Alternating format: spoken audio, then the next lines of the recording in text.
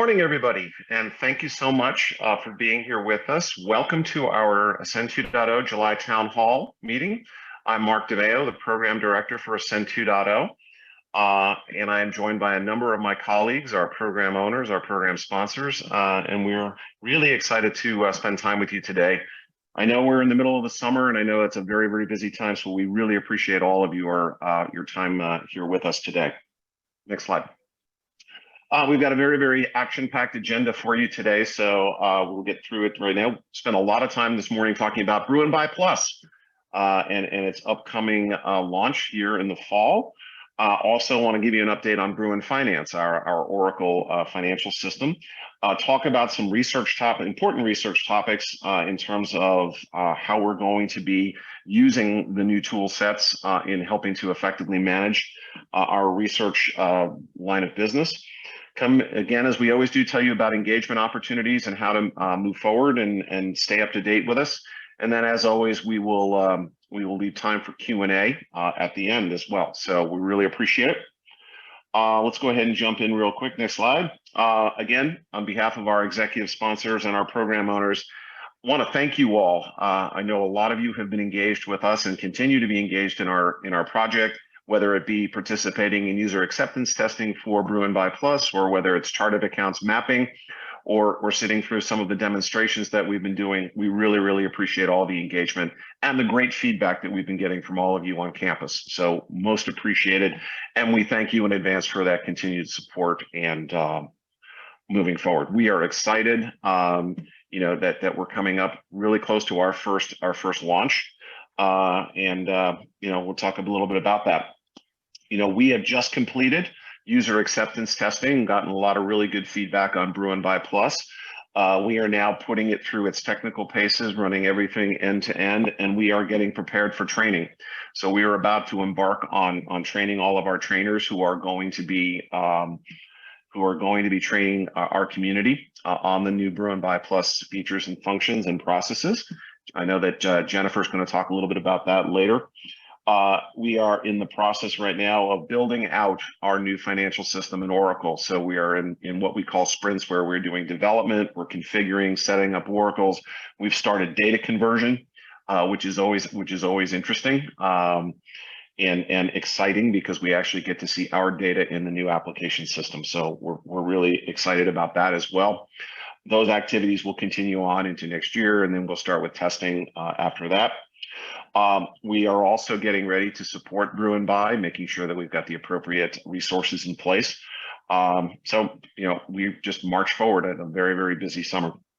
Next slide, please. Without further ado, I'm going to jump right into it. My colleagues OT, Janelle, Michael, and Jennifer are going to take us through a demo of Brew and Buy Plus, and talk a little bit about some of the upcoming events that are pertaining to this. So without further ado, I'll turn it over to my colleagues. Thank you, Mark. First, let's start off by watching a demo video of the new purchase request form that will be available at the launch of Brew and Buy Plus, Release 1, or as more commonly known as R1, this fall. And before we jump into the demo, I just want to remind you that you can access the demo through the Ascend YouTube channel, as well as the other guides to help you navigate through the new process and system. Let's move to the video.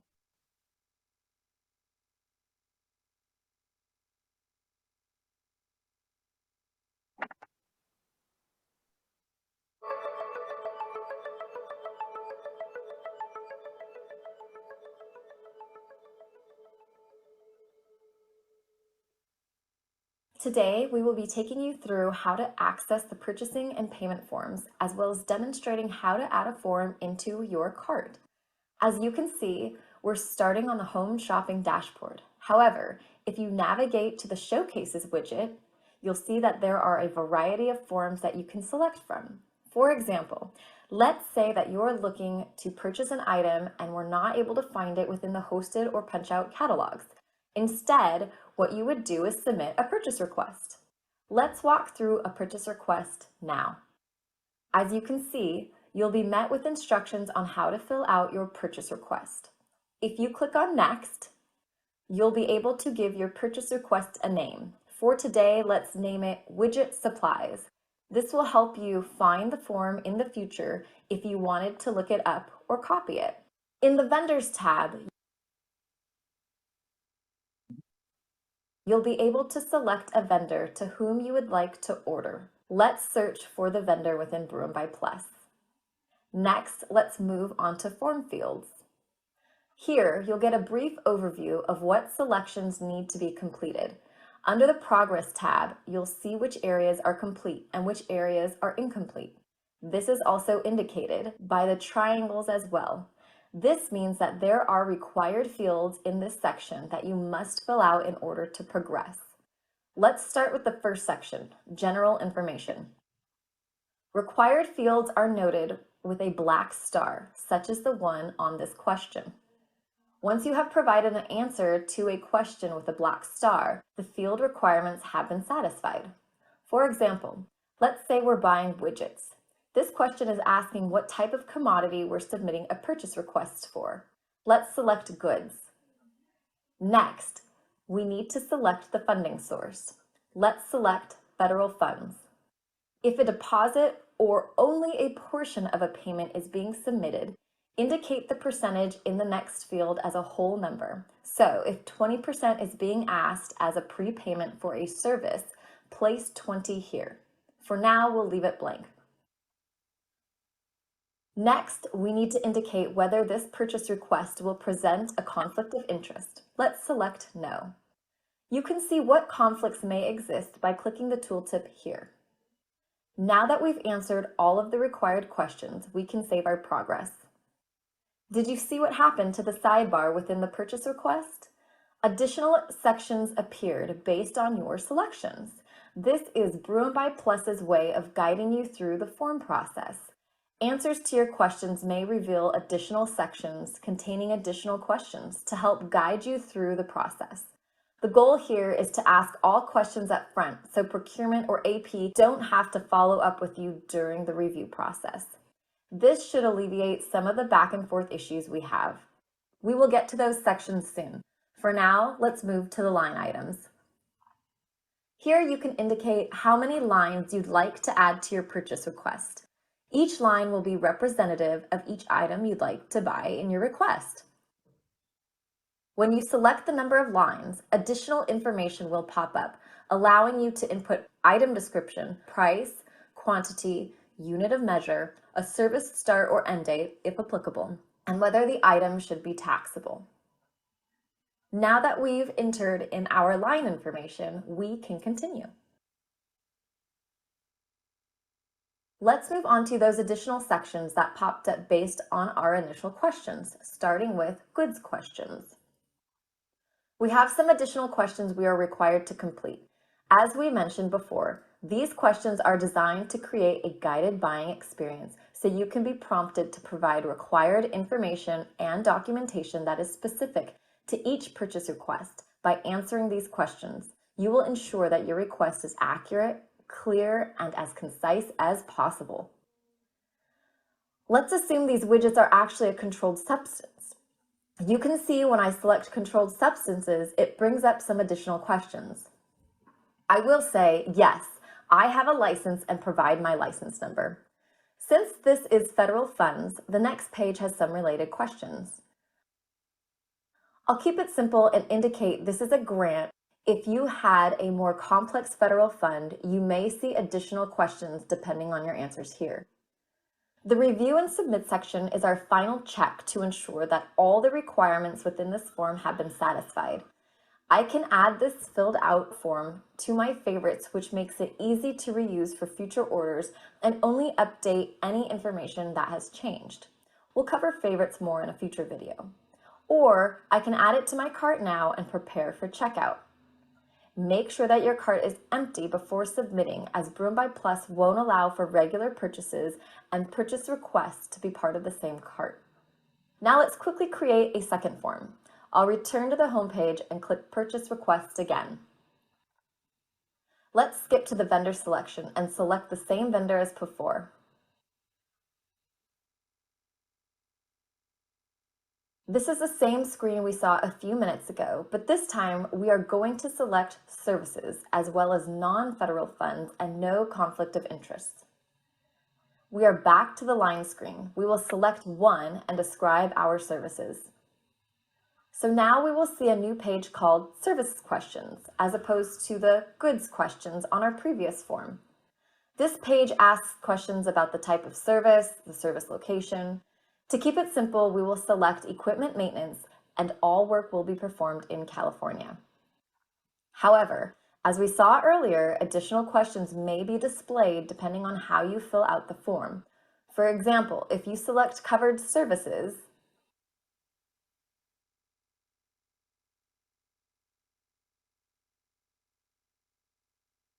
for this demonstration, we will not be using covered services. Similar to how we saw different questions depending on whether we selected goods or services, we also have different questions based on the type of funding. Before we selected federal funds, and now we can see what the non-federal funds questions look like. Since we have selected such an expensive service, we have triggered some additional questions such as source selection. For source selection, let's select professional personal services. This brings up a few new questions which we will now answer. The next question is not required, but if you have any documentation to support your price reasonableness, you would attach it here. The next screen would ask questions about liability insurance waivers, if applicable, but since our purchase is over $100K, this does not apply.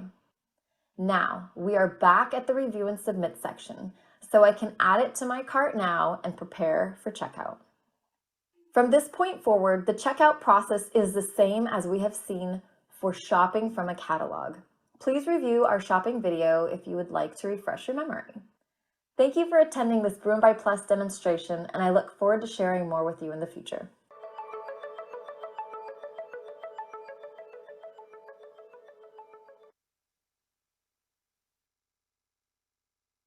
Next, I will talk about PaymentWorks. PaymentWorks is significant in this process because that's where we ingest our vendor information. Since July 20th, we've got 81% of our Tier 1 vendors registered. Tier 1 are those vendors that we deem critical to the ongoing business of the university. For all vendors that's Tier 1 through 5, we've got roughly 52% registered. And week to week, that number will fluctuate as we add more vendors and then new vendors come on board. Next slide. So, the vendor management team has continued to support vendors being onboarded prior to June 30th, and then new vendors prior to June 30th, and then existing vendors as well. And they're also onboarding them to continue today. They're getting them injected into PaymentWorks. If you have any questions regarding the PaymentWorks activity, please reach out to the vendor management team at vendors@finance.ucla.edu. The link is located in this slide. Next slide, please. Now, I've been getting a lot of questions about one-time payments and how they'll work in the future. So all vendors, including one-time payees, will be required to onboard into PaymentWorks. Understand that this is a huge change for the university, but as mentioned in the prior slide, vendor management is working to provide ongoing support for all individuals needing to register in the PaymentWorks. And we're making sure that they're successfully onboarded and thus transition into Broom by Plus when it launches. Again, any questions, please reach out directly to vendor management at that email address. And next, we'll turn it over to Janelle to talk about purchase order migration. Thanks, OT. Good morning, everybody. Nice to see 600 participants here today. That's really exciting. My name is Janelle Vinci. I'm the Associate Director of Campus Procurements. I'm also the co-functional lead for the Broom by Plus project. So let's talk a little bit about PO migration and what we as a project have defined we are going to bring into Broom by Plus. So there's a lot of effort that's been going on around this. A lot of decisions have been made, and I know there's going to be a lot of questions. So I'm going to try at a real high level to define this clearly for everyone. So what are we going to take out of Brew and Buy, and what are we going to programmatically move into Brew and Buy Plus? Any subawards, any subcontracts where there's a last activity date on them within 18 months of Brew and Buy R1 or Brew and Buy Plus go live. And what I mean by activity is whether an invoice has been paid against them or a change order has been issued against the subaward or subcontract. So that group is migrating over.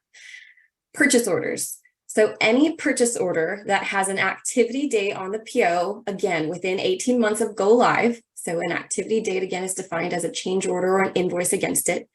And the PO remaining amount is greater than or equal to $1,000. So if you had a PO for $5,000 and one invoice hit it for $1,000, the balance is $4,000. It qualifies to migrate over.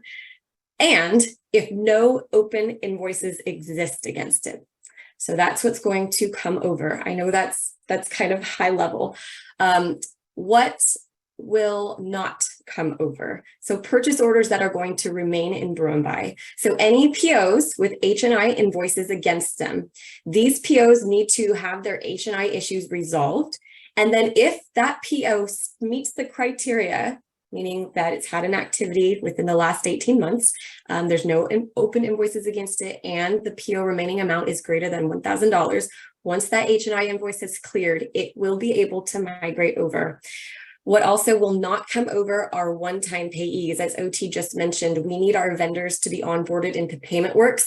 The effort to transition a one-time payee, get them into PaymentWorks, and then migrate them into the new system just doesn't qualify. Okay, just a couple of high-level notes on this. So again, not all POs will migrate into the new system. Many should. We've defined this criteria at a very, very top level, given the work and the effort involved. POs that don't meet this criteria, I'm sure this is a question everybody's going to ask. What about those POs? They're $500. They haven't had activity within the last 18 months.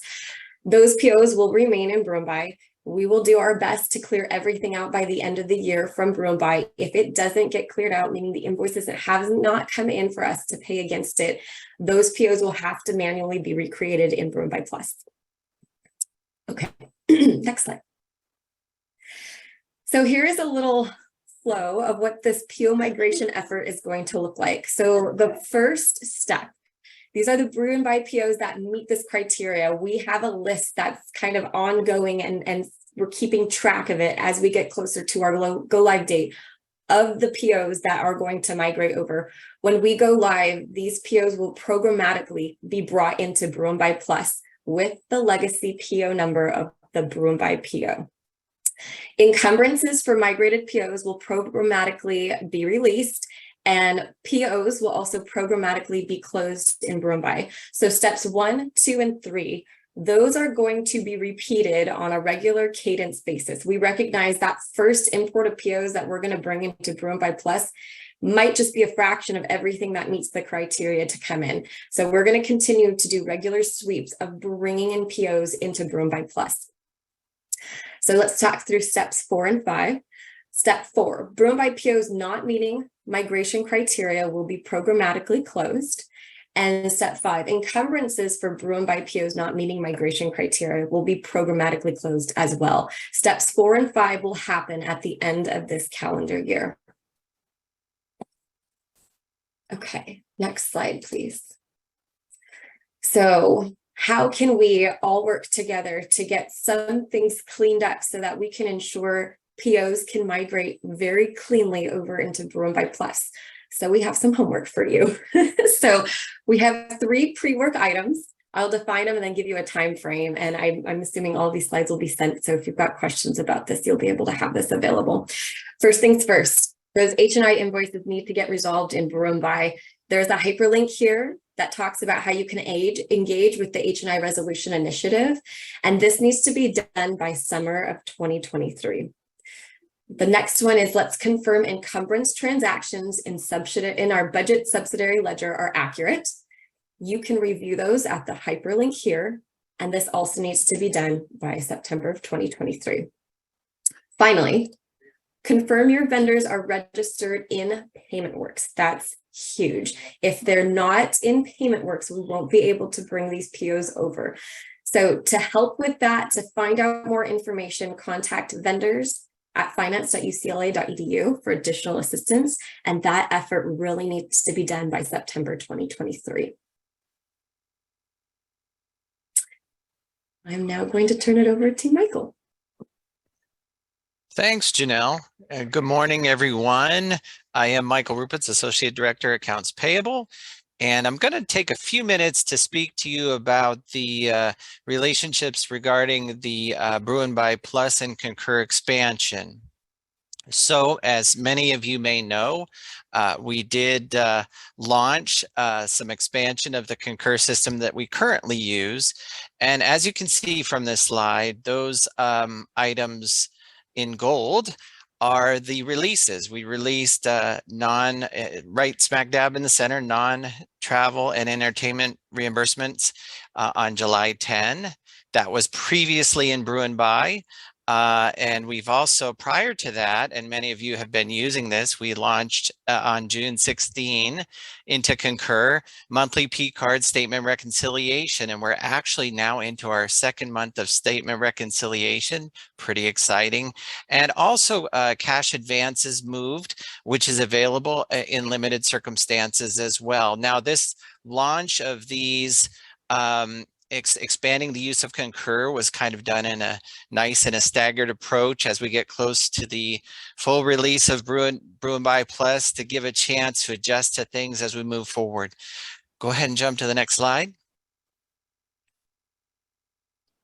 All right, just to speak on the expansion of the P card, as I mentioned, it launched on June 16th.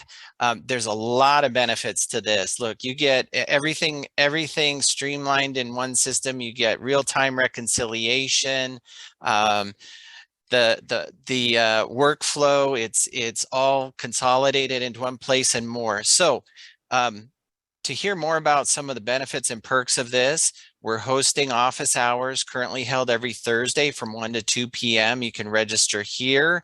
Also, you can register on our site. The P Card Hub right there is a place to register as well, but we also have in there some training materials and also previously recorded info sessions. And most importantly too, as with all of this stuff that we've been doing, your feedback is super important. So that link in the lower right there, please give us some feedback. We want to continue to improve on the success and promoting the mission of the university overall, and your feedback is super important. Go ahead and go to the next slide. All right, so speaking on the launch of the non-travel and entertainment reimbursement that launched on July 10. Look, there's endless benefits to this. Everything, again, consolidated into one system. You get the benefit of guided prompts to help you along the way. They'll pop up and give you warnings and so forth. Big thing. The number 3 up here is transparency for receipts. It's all there. Again, we are hosting office hours in this case every Tuesday and Thursday from 2 to 3 p.m. And again, you can register for this here. Also, you could register at our site, the non-T&E Reimbursement Hub, which also, again, includes training materials, info session recordings from previous sessions we've held. And again, your feedback is super important. So please give us your feedback. Go ahead to the next one here. So overall, look, stay informed. We have our website. As we continue to launch future expansion and so forth, you can see upcoming things on the site. And of course, any questions, concur-expansion at finance.ucla.edu. And I will, if you jump to the next slide, I think we turn this over to Jennifer for the next portion of Bruin Buy Plus. Thanks. Thank you so much, Michael and Mark, OT, and Janelle for your updates. My name is Jennifer Ferry, and I'm a program owner for Ascend 2.0, and I'm here today to share an update on our upcoming Bruin Buy Plus R1 training. So we have a lot underway as it relates to the training program for our upcoming R1 Go Live. As we all know, training is going to be a key component to ensuring that we prepare the campus as well as all of our new Bruin by Plus users. A couple of items that I'd like to highlight relative to activities that are underway as well as planned. From a training perspective, we are planning our Train the Trainer the week of Labor Day, as well as the week of 9/11. So the 5th through the 15th, we'll be offering 2 sessions for those that have been selected to support the delivery of end user training. As a follow-up to that, our end user training will begin the week of September 18th. So as it relates to the overall programming that we have for the training, once we go through the delivery of Train the Trainer, we'll then deploy our e-learnings across campus starting the week of the 18th. Those will be available for 2 weeks. And then as a follow-up, we will offer 5 weeks of instructor-led training, and users across campus will have the opportunity to select, based on their role, the session that they wish to attend to obtain instructor-led training as a follow-up to that e-learning. Based on your role, which will be the outcome of the role mapping validation that's currently underway across campus, you will attend anywhere between 3 and 6 hours of training. Again, from a delivery perspective, we try to meet people where they are and how they learn best. So again, all of the training will be available via e-learning. That will include system simulations, demos. We'll also offer instructor-led training. We'll also offer quick reference guides as well as step-by-step instructions. This will all be available through a training website in which people can pull down the materials that they need to help them in support of their roles that they are executing in the Bruin by Plus platform. From a support perspective, in addition to this website, we will offer sessions that are focused on open labs, where we'll have individuals that will facilitate sessions to go through key scenarios by role to, again, provide reinforcement around the transactions that will be performed in the system. And then we'll also offer office hours. And these will be open Q&A sessions where we'll have key subject matter experts there available to answer any questions that you may have. A couple of other things that I want to highlight here. As it relates to the training by role, we've been working with individuals across BFS as well as the program team to curate curriculums across the 4 roles that you see here across the bottom: campus buyers, PAN reviewers, principal investigators or PIs, as well as fund managers. So again, a lot of information will start coming out very soon as it relates to targeted comms to users across campus, the training that they're going to be assigned to based on their role in the system, and the materials and or training that's going to be available for them as part of this overall rollout. I want to thank you for your time today, and I'm going to go ahead and turn it over to Selena Martin to discuss Bruin Finance. Thanks, Jennifer. Good morning, everyone. So I want to spend a few minutes to share some updates of our progress and our next steps towards implementing Bruin Finance. So just to remind you, Bruin Finance is the name of our new modernized finance system, which is going to be powered by Oracle Financials Cloud technology and scheduled to go live at the end of 2024. And that's going to be parallel with the second release, or R2, of Bruin by Plus. So let's begin today's Bruin Finance update with where we are with our new chart of accounts. So UCLA's new chart of accounts is, as you might recall, it's mapped to our new common chart of accounts. Now, beginning this month in July, we, along with all the other UC campuses, are going to be using this new common chart of accounts to report our financial results to the UC Office of the President. So as you know, this spring, financial leaders representing every department of UCLA worked with our project team to map our existing FAUs to the new chart of accounts. Now, during that time, this group, it was pretty incredible. They successfully mapped over 2 million FAUs to the new chart of accounts. This was a significant milestone, but it was not a one and done effort. We will continue to rely on our mapping experts to map newly used FAUs every month from now until go live. In fact, there is a significant number of FAUs to map this month since it is the beginning of a new fiscal year. So I want to thank all the mapping experts for all the time that they've spent on completing this ongoing effort. Your contributions, they continue to be critical to the project's success because it really does touch every future milestone of the program. So what have we been doing to engage campus on this over the past couple of months? So the program team has held educational sessions with mapping experts and our campus financial leaders. These sessions, they've focused on different segments of the chart of accounts, and they've helped participants better understand how to effectively use our new chart of accounts. These sessions took place in June and July, and they're going to continue over the summer.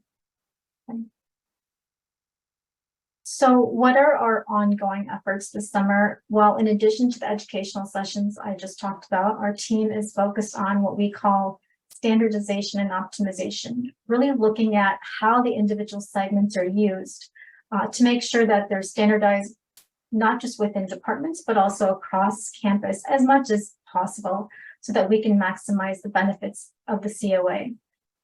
So we're also working on creating our future chart of accounts governance process.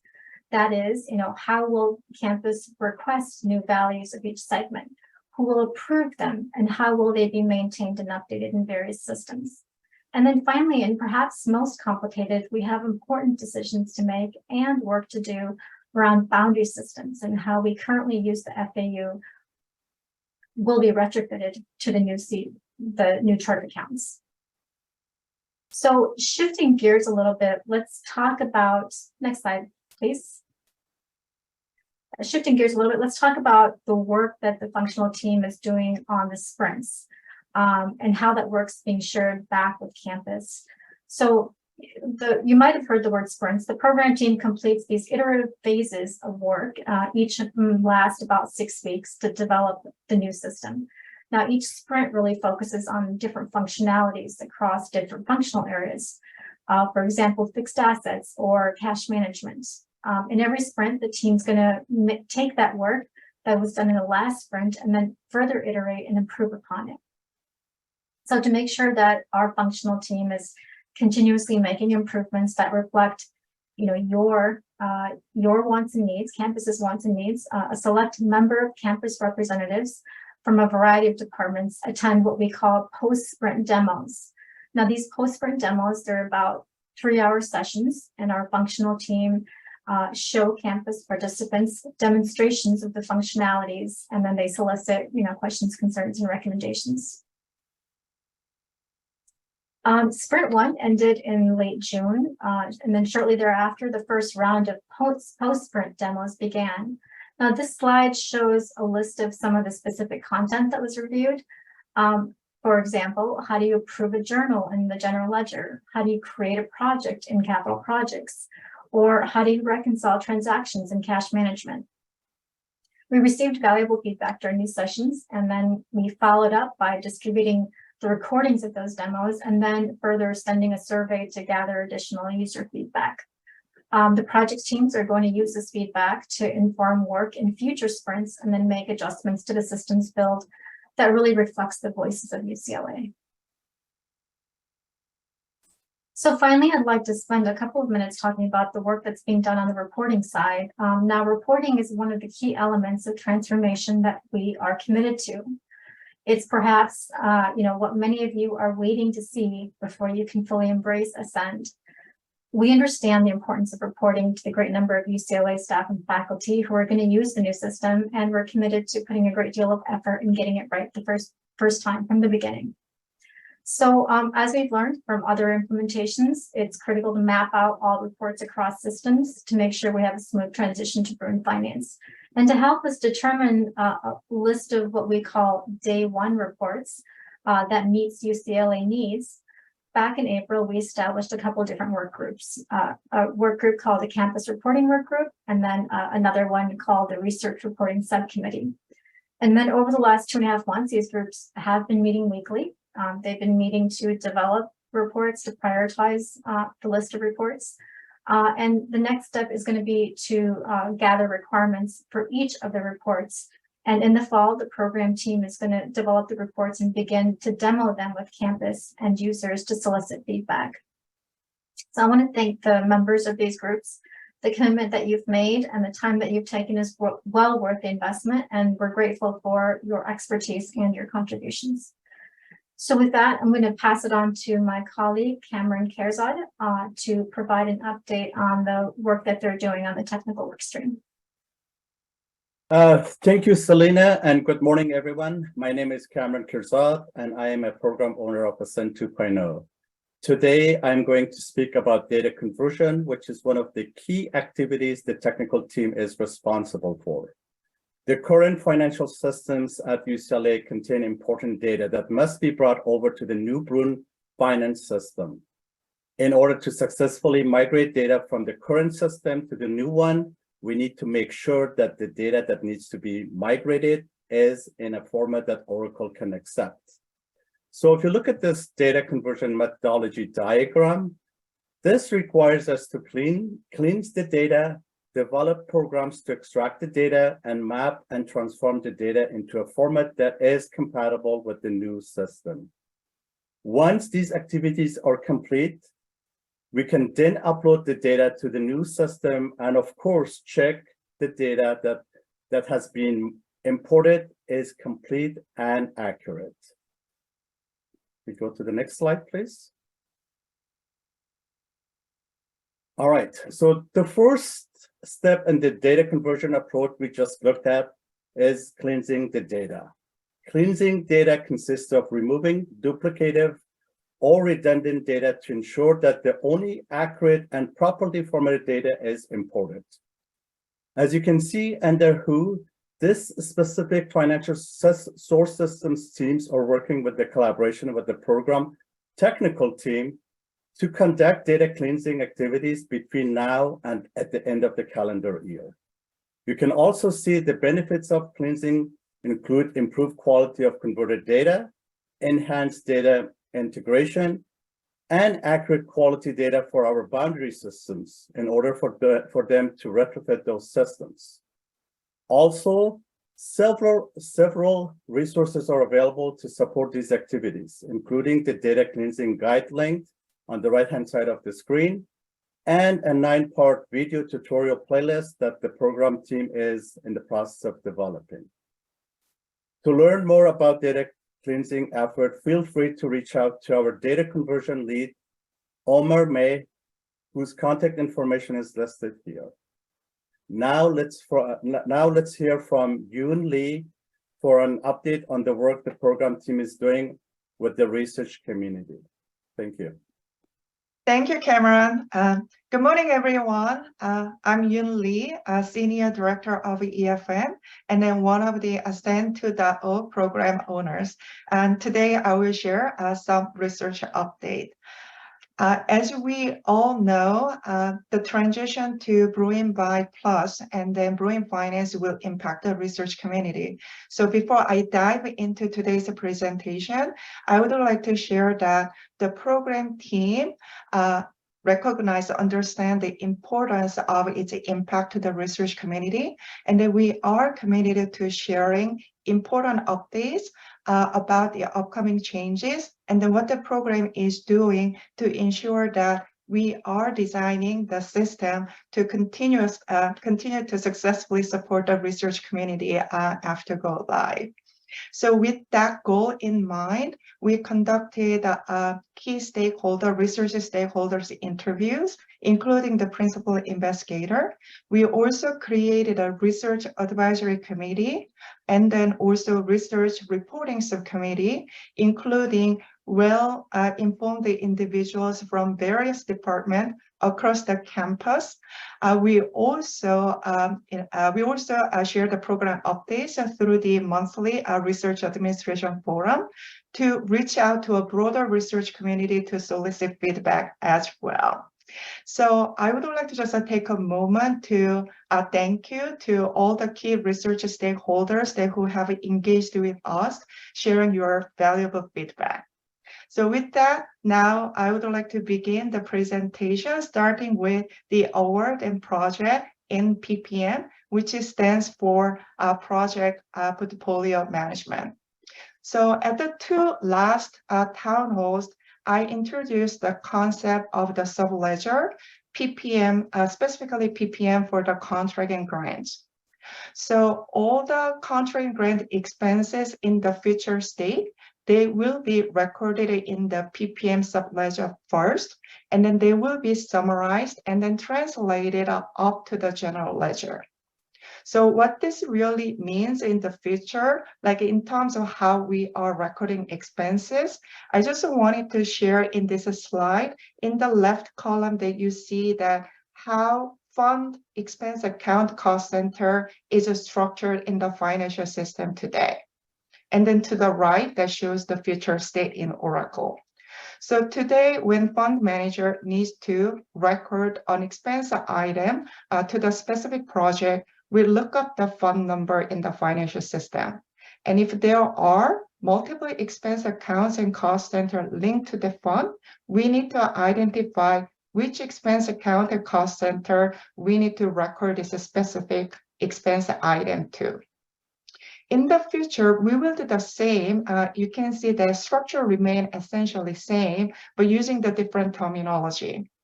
So the award in PPM replaced the fund today. And then when there is the need to segregate and then track budget and expenses separately within the same award funding, we will create multiple projects to do so. So it will be very important to know which project that we need to code the expenses to, just like how we need to understand which expense account, cost center, and the fund we need to code the expenses today. You also see that contract is mentioned here on this slide. That please do not get confused reading this contract thinking it's like a contract versus a grant or a corporate agreement, the terminology that we use in the research industry. It's actually, it does not mean that. It is Oracle's terminology defining that how billing needs to be done in the system. So we will indicate in this contract module whether this award is for cost reimbursable or fixed price or fixed rate, so that Oracle system can generate the invoice based on the payment basis. So this is a very simple diagram, but I'm hoping that this helps all of us to conceptualize how award and project will work in the PPM in Oracle. So next slide. So now I'm moving from PPM subledger in Bruin Finance to the Bruin Buy Plus. So as we all know, the Bruin Buy Plus will launch soon in this fall. So the program team has been actively communicating the major change that will impact the research community, which is how subaward invoice approval will be handled. So in today's world, the fund manager reviews the subaward invoice and obtains the PI's approval outside the Bruin Buy system. And then fund manager submits the approved invoice to the AP office for payment to be processed. Tomorrow, after Bruin Buy Plus go live happens in this fall, both fund managers and the PIs will be required to approve the subawarded invoices in the Bruin Buy Plus system. So fund manager review and approve the invoice first, and it will be routed to the PI for PIs to review and approval. And then once both approvals are obtained, the AP office will be able to process the payment. We recognize that this is the big change to the research community. So as Jennifer mentioned earlier, the team is working on developing the training, really robust training programs. And then there will be training that is very tailored for the PIs and the fund manager for this specific area, so that this change would not really create any delay in approving the subawarded invoices, which is very critical for us to ensure that we recover the cost incurred and also stay in compliance with the reporting to the sponsor. Next slide. So for those who may be wondering, why are we making this change? Here are some benefits. First, enabling the PI to be able to approve the invoices in the system, that will help us maintain the documentation that is required by federal regulation in the central system, which is a better internal control to have. It will also reduce the risk of getting the invoices lost in transit, and also getting invoice pending approval for a prolonged time.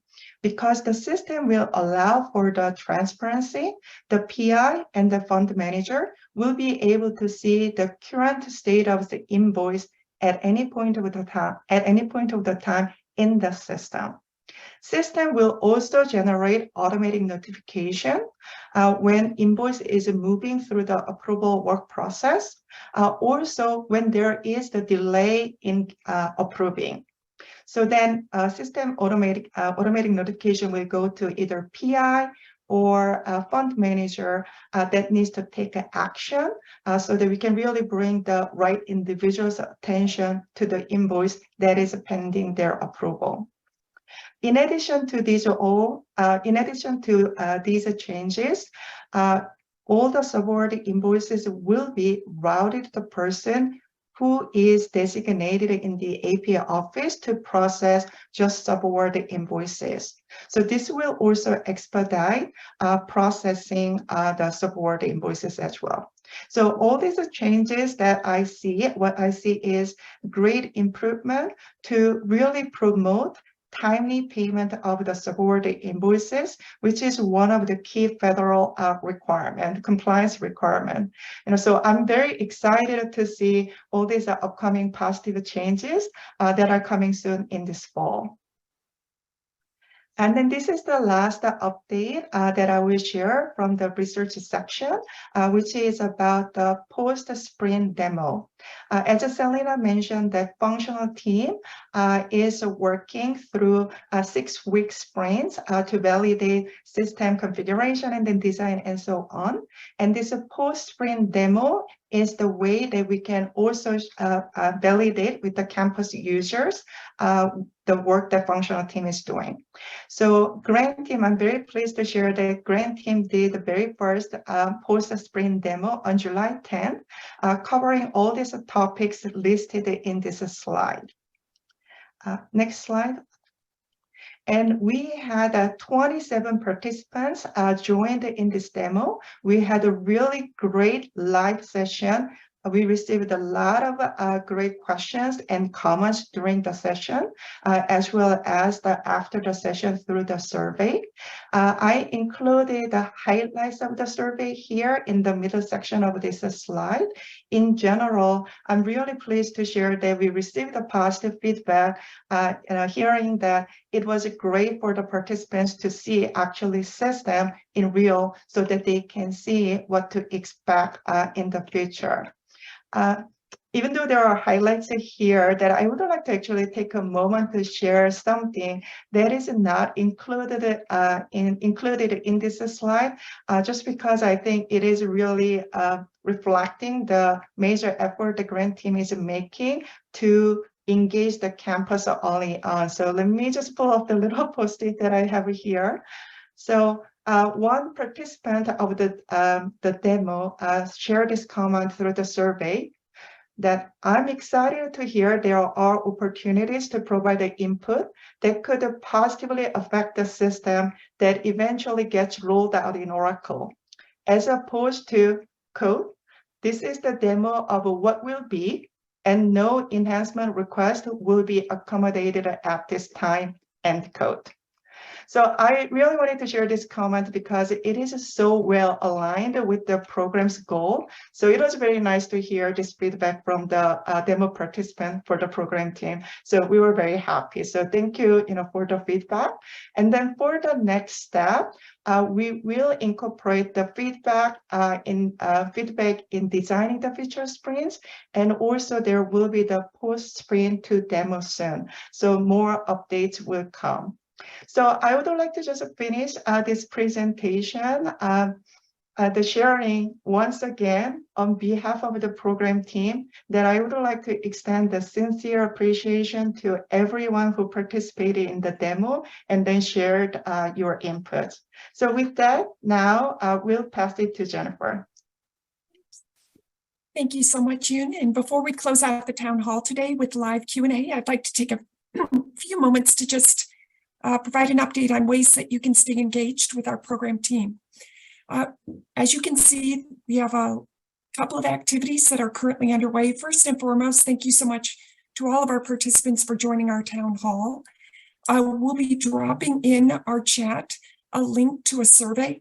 We want to make sure that these town halls are useful, they're valuable to each of you, so your feedback is important to us so we can continuously refine the information that we provide to you. We'll also have this link available on our website within the next 24 hours so that if you choose to provide feedback at that time, it'll be available to you. Please consider joining us for our virtual roadshow that is planned for August 29th. These are a great way to learn more about the fast approaching launch of BroomBuy Plus, as well as we'll have our procurement leadership there available to answer any questions that you may have at that time. We also have BroomBuy Plus office hours that are available. You can access them through the Zoom meeting link directly. In addition, there are three other ways that you can stay engaged. We do have a larger Ascend 2.0 website where you can learn all about program timelines, the work stream, governance information, as well as continuous opportunities to get engaged and learn more about the program. We send out a monthly newsletter, and finally, we have our YouTube channel. So with that, I'm going to go ahead and turn it over to Mark to facilitate our Q&A. Thank you. Thank you very much, Jennifer, and thank you, team, for the great updates today. We really appreciate it, and thanks for the kind words, to the project team. I know we're all focused on making sure we do the right thing for all of UCLA. We have some questions, and I know that our team's been answering them fast and furiously in the Q&A, but we've got some ones that I'd like to sort of bring up. Good morning, Chad, and thanks for your question. Question is, will we be able to download historical data from BroomBuy? We look up old orders in BroomBuy all the time, most of which don't qualify for migration. I can take this. Good morning, Chad. So BroomBuy will still have view-only access. So you will be able to go into BroomBuy once we close it to go and view. With regards to the downloading the historical data out of BroomBuy, I'm asking Clark on the back end to see if that's functionality that's still available with the view-only access. So we can get back to you with that. Thanks, Janelle. Good morning. Aaron asked a question. Will there be a central list of POs? Where did that one go? Oh, with a central list of POs you qualified that we can check to ensure all our subawards, et cetera, are on it. Janelle, you want to take that one too? Yeah, and I'm assuming this is for the PO migration. So the answer is yes. We're going to have a list of everything that qualifies, and in Converse, we should be able to produce a list of everything that didn't qualify to be able to give the departments a heads up on what either they need to do. But yes, that should be forthcoming. And as we get closer to that, there was a question in here, when will the PO migration start? It's going to be 2 weeks before we go live. So 2-3 weeks before, a lot of communication will come out around this. Good morning, Juan. He asked the question that will open queue items transfer over to BroomBuy Plus? This queue holds some historical details for some users. Hi, Juan. I'm not so sure I know what the open queue items are. I've slacked Clark on the back end, and we can get back to you as well on that. Okay. Laura asked the question, what are the criteria for what encumbrances will be released and what encumbrances won't? We often add $1 to complex POs like contractors and subawards to keep them open in case the additional work is added after the agreed upon work is completed. Would hate for those to be closed without prior okay. So this goes back to that list of defined criteria for PO migration. So if the PO meets the criteria, it will migrate over automatically, but we will close it out in BroomBuy and FS. If it doesn't meet the criteria, we're going to give campus the ability to do whatever they need to do with regards to removing the encumbrances. If there's issues with encumbrance removal, you can work directly with the PAC and FS team if it's regarding the PO migration, but you have until the end of the year to get that done. At the end of the year, for us to transition, we have to close everything out of brew and buy and then release all encumbrances. They can be, just so you know, recreated in brew and buy plus, so that encumbrance can come back if you need it to.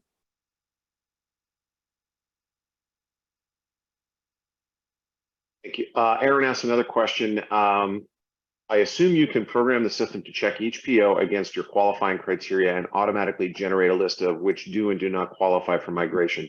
Can you post either a qualifying or non-qualifying list, which gets updated regularly? I think we just answered that, but so we can check subaward and other POs against them. Yes. Very good. Subaward question: what will happen when an invoice comes, the PI already leaves UCLA? What's the alternative? Hi, George. Good question. There is the ability of brew and buy plus to assign it to somebody else. So with regards to the actual PI approval process, I'm sure that there is one defined if a PI leaves, but within the system, if there's a name of somebody who needs to be stepping in to approve it, we can bring that person into brew and buy plus if they're not already in, and have them act as a substitute so that that approval happens within the system. There will be a lot of training around that too, to help clarify.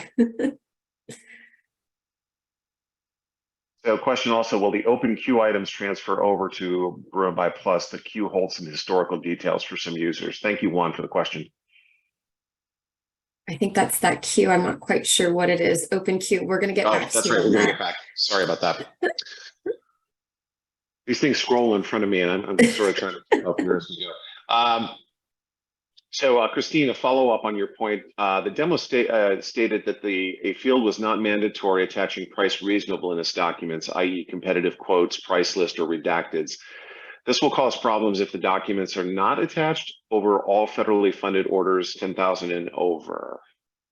Hi, Christine. We built so I don't recall exactly what the dollar threshold was in the demo, but based off the federal regulations and what our policies are, if it hits that threshold for federal, you will be required to complete those documentations. If it's non-federal and it hits that dollar threshold, you will also be required to complete those documents at those thresholds. So we have accounted for the thresholds based off of funding source and the documents needed in the purchase request form.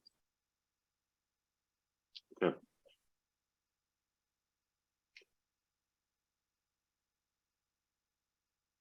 So Ellen Herta asks, is there a set date for the go live? I've heard October. Is that correct? And is there a specific day? It would be helpful to plan other workflows around this big change.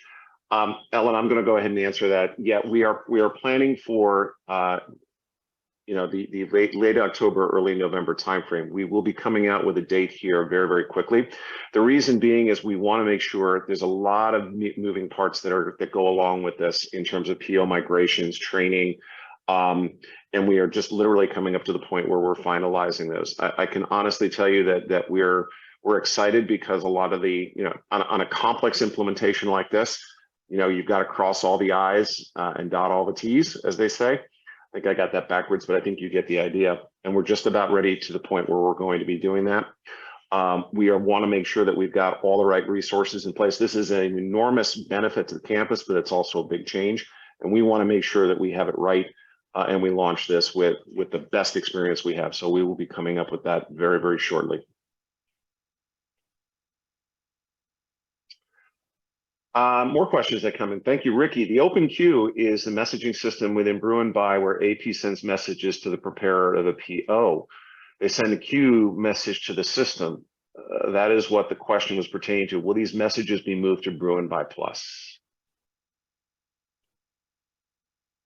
I think we'll have to get back to you. Also got to investigate this queue. All right, we will get answers to that as soon as we can.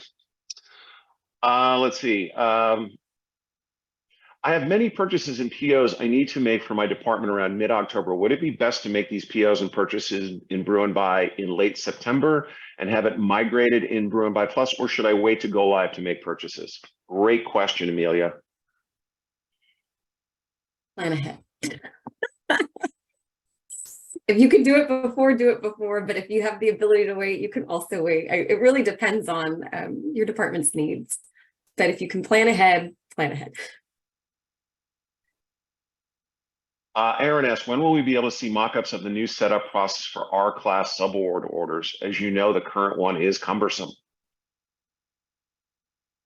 I believe the training kicks off August, September, and that's when the training will be released by role, and you will be able to see all of that. So the subawards, the research subcontract process, the purchase request form, that's when all the deep dive will go into the training for all of those specific processes. We have time for one more question online, and then rest assured the others that are open, which there's not that many of them, we will make sure we get answers back to you. Gilma asks, is there going to be an announcement for this, since I know PIs do not have their human subjects using PaymentWorks because they only pay under $100 per year?